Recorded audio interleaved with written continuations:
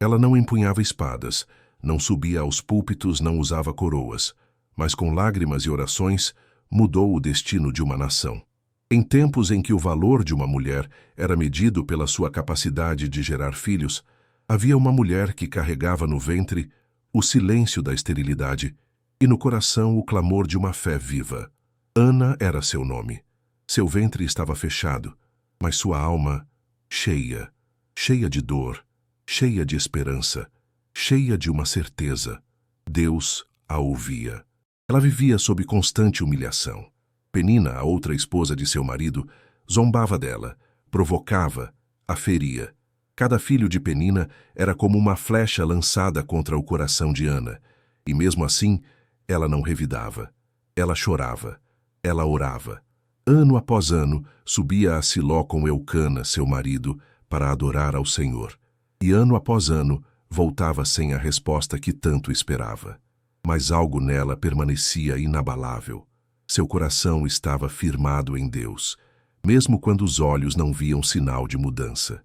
Ela continuava crendo, mesmo quando parecia que o céu estava em silêncio. Ela não se afastava, não blasfemava, não deixava de subir. Ana sabia, o seu socorro viria do Senhor, e não do homem. Numa dessas idas ao templo, quando a dor parecia sufocar-lhe o peito, Ana se pôs a orar. Seus lábios se moviam, mas sua voz não saía, apenas lágrimas e suspiros. O sacerdote Eli a observava de longe e a julgou como embriagada. Mas Ana não se calou. Com coragem e humildade respondeu: Não, Senhor meu, sou mulher atribulada de espírito. Não bebi vinho nem bebida forte, porém tenho derramado a minha alma perante o Senhor. Ali, naquele altar silencioso, Ana entregou tudo. Não apenas sua dor, mas também sua promessa. Ela fez um voto ousado, talvez impensável para qualquer mãe. Se Deus lhe concedesse um filho, ela o devolveria. Ele não seria criado em casa, mas diante do altar. Não seria filho apenas dela, mas servo do Senhor por todos os seus dias. E Deus, que sonda os corações e ouve as orações feitas no secreto, se lembrou de Ana.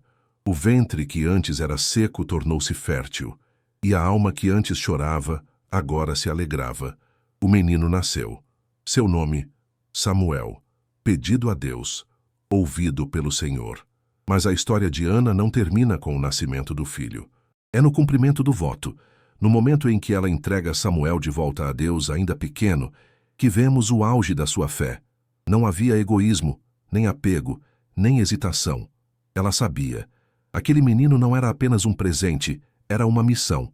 E ela a cumpriria com alegria, mesmo que isso lhe custasse o colo, os carinhos, a presença diária.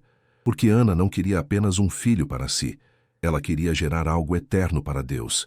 O tempo passou e, como prometido, Ana levou Samuel ainda pequeno a Siló. Ela o entregou ao sacerdote Eli e, diante de Deus, selou o que havia prometido. Aquele menino agora pertencia ao Senhor. Não foi uma entrega simbólica, foi total.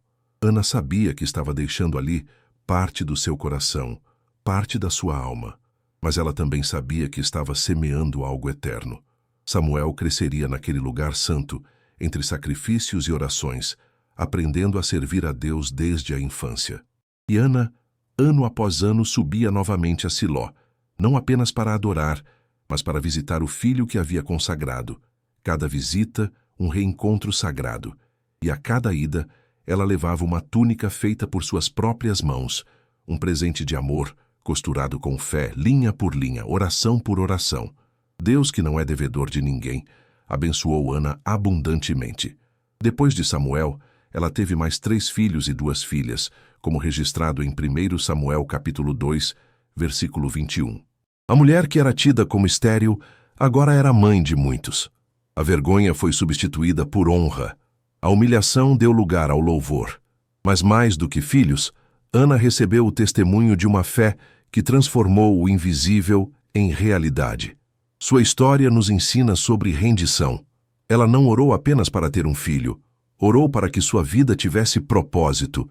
E quando entendeu esse propósito, ela se ofereceu junto com seu voto.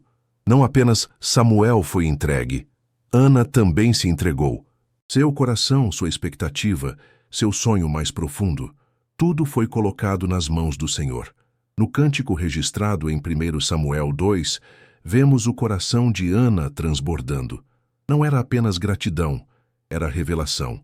Ali, ela reconhece a soberania de Deus, o poder que exalta os humildes e derruba os poderosos, que sacia os famintos e esvazia os cheios. Ana compreendeu que Deus não age segundo aparências, nem responde apenas aos que têm prestígio. Ele se inclina aos quebrantados, àqueles que oram com alma e não com palavras. E por isso sua oração não foi esquecida. Ana viveu num tempo em que a adoração estava corrompida. Os filhos de Eli, Hófni e Finéias eram sacerdotes, mas desprezavam as ofertas, exploravam as mulheres e transformavam o sagrado em escárnio. Israel caminhava em trevas, mas ali, em meio à decadência espiritual, nascia uma luz. Samuel, um menino gerado pela fé de uma mulher. Um profeta que traria de volta a voz de Deus para uma nação adormecida. Ana talvez não tenha visto todas as dimensões do que Deus faria com aquele menino, mas ela confiou. Sua obediência abriu caminho para uma revolução espiritual. E tudo começou com lágrimas, no chão do templo, com uma oração silenciosa. A entrega de Ana não foi apenas um ato de fé, foi também uma revelação profética. Na simplicidade de uma mulher que chorava no templo, Deus deu início a uma nova estação em Israel. O menino que ela colocou diante do altar seria não apenas um sacerdote, mas um profeta. Seria aquele que ouviria a voz de Deus quando muitos já não a escutavam. Seria aquele que ungiria reis, que discerniria o coração dos homens, que restauraria a dignidade do ofício sacerdotal.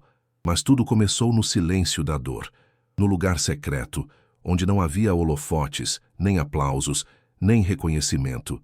Ana não buscava grandeza, buscava Deus. E foi nesse lugar de rendição que sua história se tornou imortal. O que torna Ana tão especial não é apenas o milagre de ter um filho, mas a coragem de consagrá-lo por inteiro. Em uma época em que filhos representavam segurança, continuidade e honra familiar, Ana abre mão de tudo isso. Seu desejo mais íntimo foi entregue de volta ao Deus que a ouviu. E essa entrega moldou gerações. Seu exemplo ecoa até os nossos dias. Quantas vezes oramos por bênçãos, mas hesitamos quando Deus nos pede algo em troca? Ana não. Ela cumpriu seu voto com alegria, mesmo sabendo que isso significava vê-lo crescer à distância, porque ela entendia que uma vida vale mais quando vivida para o Senhor. Ela não discutiu com Penina, não reagiu com violência, não tentou manipular os fatos. Ana respondeu com fé. A sua resposta foi oração, sua defesa foi a presença de Deus, e sua recompensa foi paz. Sua história é um lembrete para todos os que esperam. Esperam por promessas, por respostas, por cura, por consolo. Ana esperou, chorou, confiou e foi atendida. Mas mais do que receber um filho, ela foi honrada por ter um coração alinhado ao céu. E mesmo sendo uma personagem que aparece em apenas 2 capítulos das Escrituras, sua presença é marcante. Ana representa todas as pessoas que foram desacreditadas, silenciadas, humilhadas, mas que se colocaram de pé diante de Deus e confiaram nele acima de tudo. Ela foi uma voz suave em tempos de ruído, foi uma presença constante em tempos de instabilidade. E, sem precisar de títulos ou cargos, deixou um legado que atravessa séculos. Porque Deus não se impressiona com aparência, Ele responde à sinceridade. E Ana foi sincera em sua dor, em sua oração, em sua entrega e em seu louvor. A história de Ana é um lembrete eterno de que Deus vê. Vê as lágrimas derramadas em segredo, vê as orações feitas sem palavras, vê os corações que escolhem confiar, mesmo quando tudo parece silencioso. Ela não era uma mulher famosa, não ocupava cargos, não liderava multidões, mas sua fé moveu o céu, e sua entrega moldou um profeta. Samuel foi sua resposta, mas sua obediência foi o verdadeiro milagre.